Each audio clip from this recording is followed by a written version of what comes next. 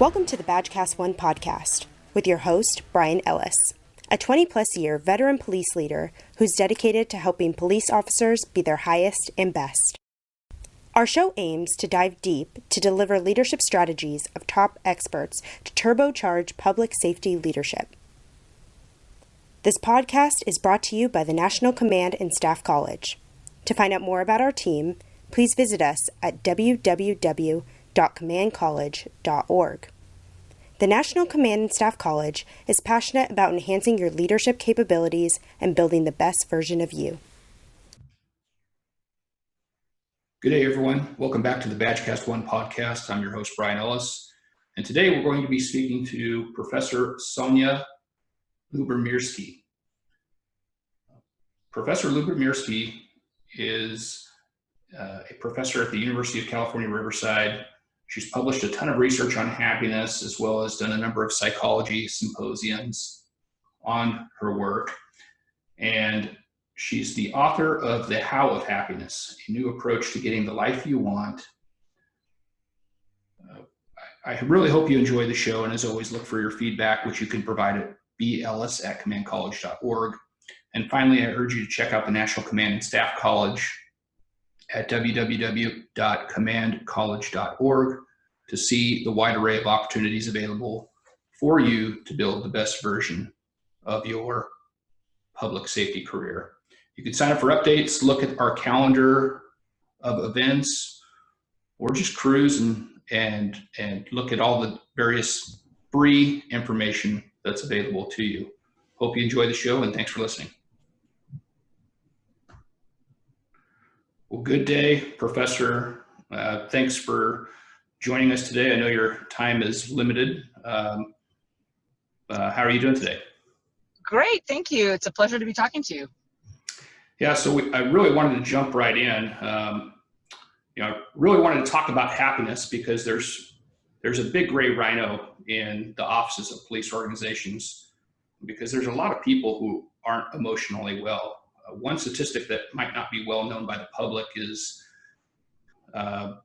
police suicide rates double that of line of duty death rates. And in 2019, the Caruth Police Institute released that there was 228 police suicides in the U.S., 100 versus 132 line of death incidents. Police officers, realistically, they have the highest rate of suicide of any other profession. And beyond suicide, there's a number of other negative behaviors that they shoulder, and it has a tendency to bleed over into their personal lives. And I know we're not going to be able to solve police suicide or some of the unhappy behaviors in a single show, but I think there is an opportunity to at least give people some information and a few tools to show them how to think about happiness in a different context. And I'm hoping we can do that today. Sure, that'd be great. So I really wanted to first start off by the range of happiness. I mean, obviously do you have any beliefs or thoughts on why some people are innately happier than others? Mm-hmm. Yeah, it is true that some people are naturally happier than others. When you look around you, some of your friends, family members, colleagues are kind of naturally happier, and there are several reasons for that. I mean, genetics play an influence. Your genes don't determine how happy you are, but they certainly influence maybe kind of a range maybe that you might sort of easily fall into. So whether it's like from 2 to 6 or from 6 to 10, on a 10-point scale. Your life circumstances matter too. If you're poor, or if you've had traumatic life experiences, or if you're in a bad relationship, of course that affects happiness as well. But the third factor is actually maybe the most critical for our conversation, and that is that there are actually ways of behaving and ways of thinking about yourself and the world that can influence how happy you are. So these are kind of there are sort of strategies or activities that we all can engage in that can influence our happiness, both up and down. Mm-hmm.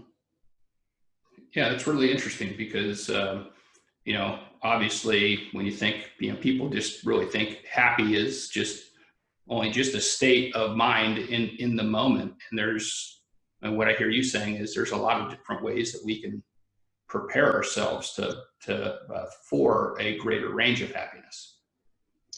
Yes, absolutely. It's sort of a cliche, but happiness is more sort of about something that's within as opposed to outside, something that's inside as opposed to outside. So there is quite a bit that we can do to increase our happiness if we want to, if we want to put effort into it. Right. So, obviously there's a lot of benefits from being happy beyond just feeling good. Could you tell us a little bit more about your thoughts on, realistically, why we should intentionally think of why happiness is so important to just our emotional, not only our emotional well-being, but just for our greater sense of good? Yeah, happiness, as you already mentioned, happiness is more than about pleasure. It's more than just about feeling good. Research shows that happy people essentially are more successful at various domains in life, including their relationships, their work life, and their physical health. So, for example, studies show that people who are happier are more likely to find a marriage partner. They're more likely to get married. They have more successful relationships. They have better social support, which is very critical in times of stress and adversity. Happier people also are healthier. They live longer. They have stronger immune systems. And happier people do better sort of in their careers. They end up earning more money over the course of their careers. They're more likely to get the job interview, to be called back, to be more productive, and also to be more creative. Now, all of these effects can go both ways. So, for example, being productive at work makes you happy, but also if you're a happy person, you're more likely to be productive at work. So, but I think this research is really important because a lot of people think that happiness, well, I don't know if a lot of people, some people think that happiness is kind of frivolous, but it's not frivolous at all. I think it's really hugely important.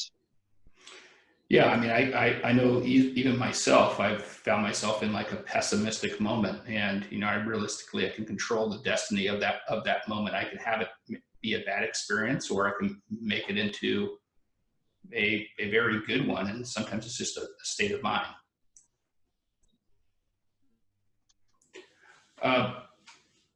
So, what are some of the myths of happiness?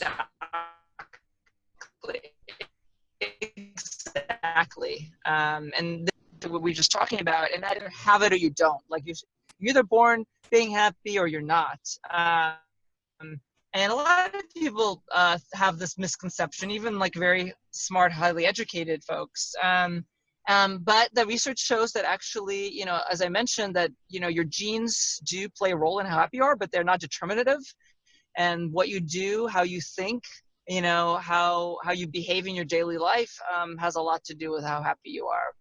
Another myth is this idea that like once you get what you want, once you achieve your goals, whether it's, and a lot of people's goals are making more money or getting a certain kind of promotion or finding a spouse or having kids or moving to a city you want to live in, people think like, oh, I'll be happy when I'll only be happy when I achieve those goals, right? I'm not happy now, but when I have a baby, I'll be happy. When I get that promotion, I'll be happy. But research shows that actually people are very good at adapting or getting used to changes in their lives, especially positive changes. So we are happy after we get married or get a raise in salary or move to that city we really like, but often that boost in happiness doesn't last forever. We kind of end up going back to our baseline. And this is not to say that changing our life circumstances can't improve our life. It often does. But I think we often overestimate the extent to which our happiness is based on changes in our circumstances. So that's another, I think, important myths of happiness. So do you think we can kind of set up little happy challenges?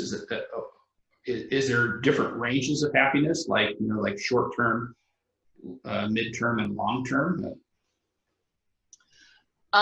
Yeah, I mean that's one way to do it. I don't think the science is sort of precise enough to be able to tell you like, oh, if you do this, you can go from a 4 to a 5, and if you do that, you can go from a 5 to a 6. But certainly, kind of broadly, we can all kind of set up, like a challenge or just create kind of a program of like sort of a self-improvement program for yourself, where you might engage in certain kinds of strategies that have been shown to improve happiness. One is gratitude, for example. I've done a lot of research showing that people who express gratitude or kind of induced to express gratitude become happier and feel more connected to people in their lives. And so that's something that anyone could kind of have as a goal, for the next week, for the next month, for the next 3 months.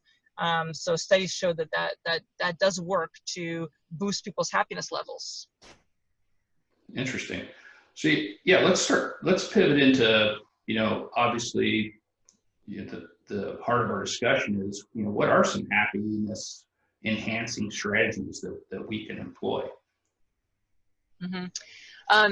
So in terms of the happiness enhancing strategies that we can employ, I already mentioned gratitude. So lots of research shows that people who count their blessings or write gratitude notes or letters to people in their lives for whom they're grateful, that makes people happier and feel more connected to other people. That it's not easy to maintain, it's sort of easy to say like, oh, be grateful, but it's not so easy to be sort of really genuinely grateful. But I think that's an exercise that we can all engage in, especially when we have, say, a very stressful job or a stressful life.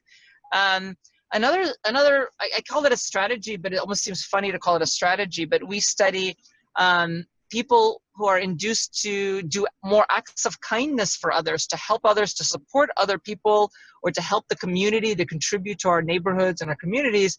They are happier as well. They become happier when they sort of intentionally try to be more helpful and generous to other people. Obviously, there's lots of reasons to be generous and helpful, but one kind of bonus side effect is that you get happier too. The giver gets happier as well. And there's many other strategies as well. Practicing one's religion, if you have one, makes people happier. Physical exercise has been shown to improve mood and happiness. So anything that you can do to strengthen relationships has been shown to increase happiness. Savoring the good things in your life, whether it's just sort of stopping and smelling the roses or just kind of enjoying the sunlight or enjoying your morning coffee, really savoring music or time with your kids can also make people happier. So I can kind of go on and on, but there are a lot of strategies that have been shown to be associated with increases in happiness. That's fantastic. So like when I hear you say, just practice gratitude, I mean, is there any studies that show kind of maybe how long that effect has on your well-being, or that happiness? Is there a particular time period that happiness might last, or? Yeah, that's a great question. There are not enough studies that are really that are very long-term or longitudinal. We know that when you're practicing gratitude, you're feeling happier maybe a week later. I think it's kind of like, I don't know, maybe it's kind of like taking aspirin, that, it works while you're taking it, but once you stop doing it, it may not be so effective. So when you express gratitude, you're going to be happier. But once you stop expressing gratitude, say a month later, your happiness might go back to baseline. There is a caveat, though, is that often these strategies have what I might call upward spirals. So maybe I express gratitude to my mom, and that leads me to call up my mom and talk to her, and that improves my relationship with my mom. So even after I stop the gratitude exercise, my life might still be improved. So that can happen as well. Yeah, that's great. And, obviously, I think you can definitely see the benefit of doing something kind for others. It's that law of reciprocity that might also help them do something, to pay it forward again. Yeah, exactly. What about in regards to just the activities that really engage you? Where does happiness fit in just maybe whether it's picking a goal and moving towards that goal, or truly doing an activity that really, you almost kind of feel that flow where you just lose track of time? Sure. Yeah, sure. That's a great question. So I have a book called The How of Happiness, where I talk about 12 different strategies that have been sort of empirically supported to increase happiness. And one of them is it's called flow, which is basically when you're really engaged and absorbed in what you're doing, whether it's your work or spending time with your family or spending time on a hobby. And so anything you can do to kind of increase flow in your life, I think can contribute to happiness as well. Yeah, that's great. So what are you working on right now in regards to research pointing in a different direction that, you know, have you had any recent aha moments as of late? Yeah, interesting question. Well, we've been, some recent studies that I'm excited about. We've been doing studies where we ask people to do acts of kindness for others, as opposed to a control group would be doing acts of kindness for yourself. And we've been collecting blood before and after people engage in this intervention where they do more acts of kindness. And we are finding that those who do acts of kindness for others show changes in their RNA gene expression that are associated with a stronger immune profile. So basically, we're finding that people who help others, not only do they feel more connected and happier, they also, there's sort of an indicator of physical health as well, that their immune system might benefit. So I'm kind of excited about that research. And also I have some really brand new research that is hopefully coming out soon, that is related to the pandemic and the lockdowns. We were interested to see if people's sense of connection is changing, you know, now that we can't sort of interact face to face with, you know, most people in our lives. And so we had collected data on how connected people felt in mid-February, sort of before the lockdown started. And then we collected data again in April. And we found, actually surprisingly, that there's really not much change in this people's sense of connection. And in one study, we actually found that people decreased in their sense of loneliness sort of during the pandemic, which is, you know, somewhat surprising, but I think people are kind of reaching out to others on Zoom and on telephone. And so they're kind of preserving their relationships in that way. Yeah, it's really interesting because I know in a while back, there was a study on, you know, Facebook, you know, making people lonely because they're only putting their really happy moments, and then you almost kind of feel like you're trying to live up to the Joneses standard. Right. Right. Exactly. Yeah. So beyond that, you know, on that topic, and like you said before, with this, if I only did this or if I only got that, you know, how do you harness that energy? Is it just being thoughtful in recognizing you're having those moments to kind of really rein in and express some gratitude towards yourself of what you do have?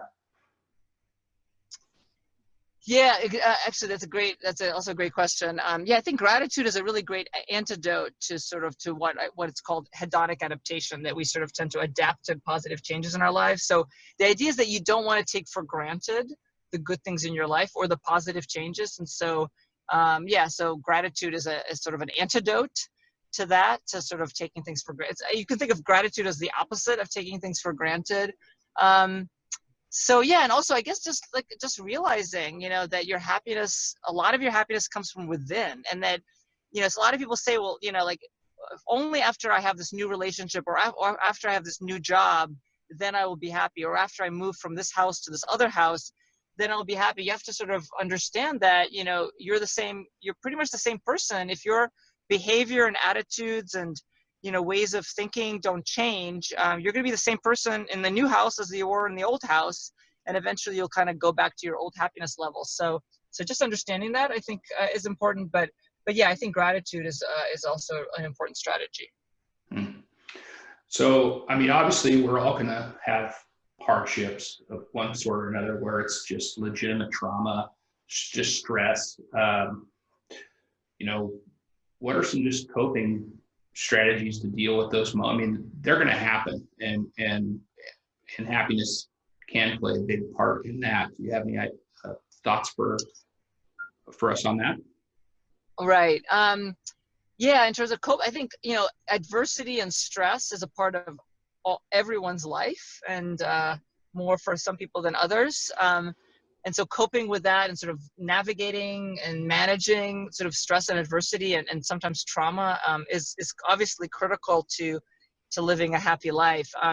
You know, a lot of really important and effective coping strategies. I think one of the most effective is social support, kind of turning to others. When you have strong relationships, you're going to fare better.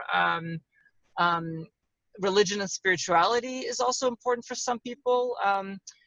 Meditation is a strategy that works for coping, or physical exercise. Sometimes it's just distraction and the ability to kind of put that adversity aside and focus on something positive or even something neutral.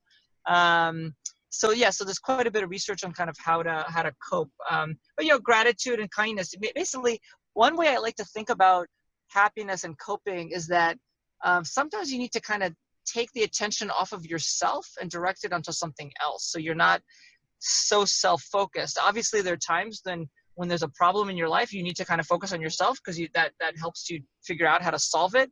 But there are many times where you're going to be better off and happier when you're able to kind of redirect your attention and focus on maybe helping someone else or on other things in your life, other parts of your life that are not as stressful. Good stuff. Yeah, I mean, as we're going through this, I'm like, yep, I've been there, I've done that, and obviously, you do feel better when you exercise. You do feel better when you meditate. Or another one that we haven't mentioned is just the act of forgiveness, right? I mean, when you go back to just relationships, there's times where people are going to make you mad, and sometimes people are reluctant to really forgive. And what's your thoughts on that? Yeah, I think forgiveness is actually one of the kind of the thorniest or most challenging strategies to use in terms of impacting your own happiness. I think there's certain people that should not be forgiven, even if it makes you happier to forgive them. But that's a personal opinion. Some people think that forgiveness is good. It's something that you do for yourself. When you forgive someone, doesn't mean that you're condoning their behavior. You don't, in fact, don't need to, probably don't want to even tell the other person that you're forgiven. It's just something that you do in your own heart, so to speak. But there is quite a bit of research showing that people who are prompted to forgive kind of the transgressors in their lives do become happier and sort of less sort of stressed out, because it's stressful to be like ruminating about other people's wrongs and insults and transgressions in your life. Yeah, I mean, that's the way that I look at forgiveness. Forgiveness is not, at least in my eyes, it's not always going up to that person and saying, hey, I forgive you, but at least at some point I got to let go, because those feelings that I'm harboring inside of me are becoming toxic to my own well-being. And so at some point I have to figure out a way of shaking it off. And, and it's a sliding scale. I mean, just like you said, there's some things I agree. I don't think that, it's a greater climb to forgive, but there are times where I know I've really gotten frustrated over things that, when you look back and use hindsight a little bit, you go, that wasn't that big of a deal, and I need to move on. Yeah, and I totally agree with you. So, going back, you made a really interesting comment about the changes in people's RNA. I mean, what kind of chemical, what are some of the chemical reactions that are going on when you are happy? I mean, is there bigger releases in serotonin or oxytocin or? Well, I'm not an expert in this area. I mean, dopamine is involved, and I mean, serotonin, oxytocin are almost definitely involved as well when it comes to positive affect or just social bonding, feeling of connection. But I think it's still this area, sort of looking at the neurobiological mechanisms or what's happening in the body. It's still like a really wide open science area for science, and so we just don't know that much. And so I hope that there'll be like a lot more research in the future that will sort of unpack what is happening both in the brain and in the body when people are becoming happier. Interesting. So if I was somebody that really wanted to get more information on this topic, where would you point me?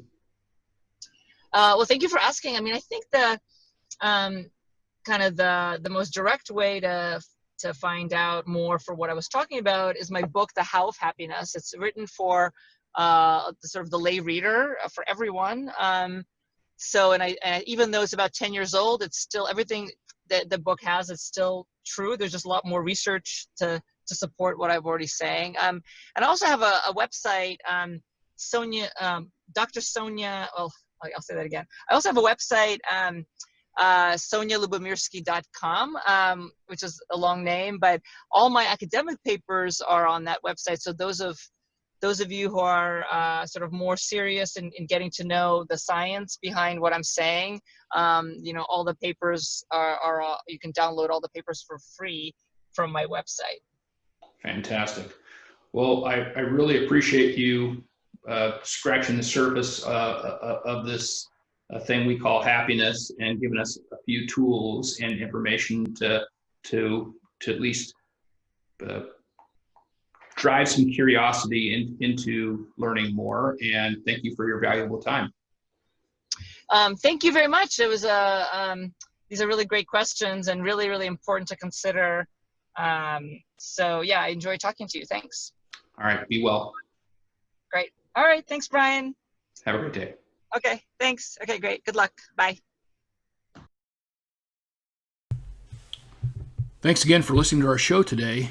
And as always, we encourage your feedback. You can provide that feedback at my email at bellis@commandcollege.org. As always, good thoughts, good words, good deeds. Figure out who you are and be purposeful. Be well.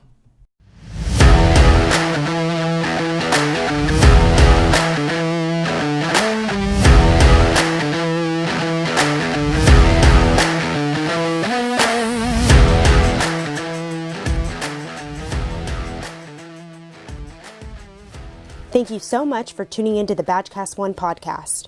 If you've enjoyed today's episode, please be sure to share it with a colleague. Please be sure to subscribe so you never miss an episode. This podcast is for informational purposes only. Statement and views on this podcast are those of the guests, and the opinions of the guests are their own, and this podcast does not endorse or accept responsibility of statements made by guests. This podcast does not make any representation or warranties about guests or qualifications or credibility. This podcast is the product of the National Command and Staff College. Copyright 2010 to 2035. Any use of this without the express consent of the National Command and Staff College is strictly prohibited by law. For more information, email us at info@commandcollege.org.